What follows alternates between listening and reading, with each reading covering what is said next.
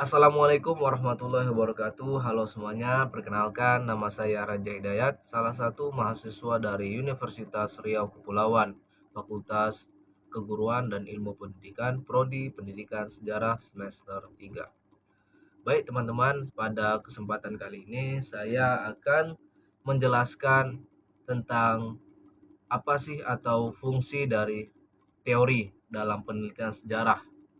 Nah, jadi dalam melakukan penelitian sejarah, kita memerlukan teori untuk melakukan penelitian sejarah. Nah, apa sih fungsi-fungsi dari teori dalam penelitian sejarah? Sebelum kita masuk ke fungsi teori dalam penelitian sejarah, kita harus tahu dulu apa definisi dari teori tersebut. Nah, jadi tahukah kamu bahwasannya teori-teori dalam sejarah itu adalah kerangka konseptual yang digunakan untuk melakukan atau menjelaskan peristiwa sejarah. Nah, teori membantu sejarawan untuk meneruskan pertanyaan-pertanyaan, hipotesis, dan pendekatan penelitian. Nah, jadi itu adalah gambaran mengenai teori. Lalu, apa sih definisi secara spesifik dari teori tersebut?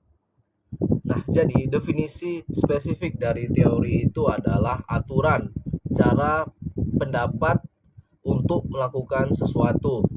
Teori ini juga memiliki fungsi sebagai suatu ikhtisar, fakta, dan hukum yang jelas serta ilmiah. Jadi teori itu secara singkatnya itu merupakan pendapat atau cara kita untuk melakukan sesuatu. Nah, dalam penelitian sejarah, teori ini difungsikan sebagai cara kita mendapatkan sumber untuk melakukan penelitian sejarah tersebut. Nah, setelah definisi dari teori, terdapat interaksi antara teori dan konsep. Sejarawan seringkali menggunakan teori sebagai alat untuk menerapkan konsep-konsep dalam menganalisis bukti-bukti sejarah. Misalnya, sejarawan dapat menggunakan teori untuk menjelaskan perubahan ekonomi dalam suatu periode sejarah dengan menggunakan konsep-konsep seperti pertumbuhan ekonomi, inflasi, atau perdagangan.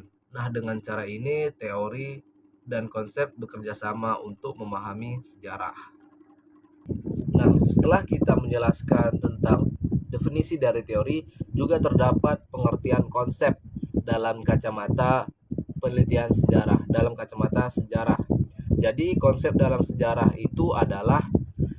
itu adalah ide-ide umum yang digunakan untuk mengklasifikasikan, menganalisis, dan memahami data sejarah. Jadi secara singkatnya, kalau teori itu adalah suatu cara kita untuk melakukan penelitian, jadi konsep ini itu adalah ide-ide umum yang digunakan para peneliti sejarah untuk mengklasifikasi dan menganalisis data-data sejarah yang digunakan untuk penelitian sejarah.